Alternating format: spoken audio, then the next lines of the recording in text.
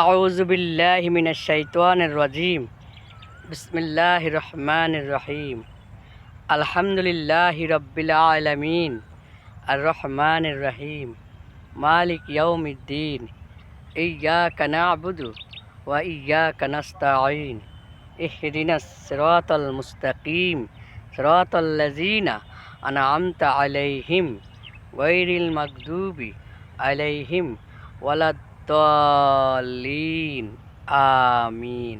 সূরা ফাতিহা সব সময় পাঠ করবেন, দেখবেন নিজে উপকার পাবেন, আল্লাহর কাছেও সন্তুষ্ট পাবেন।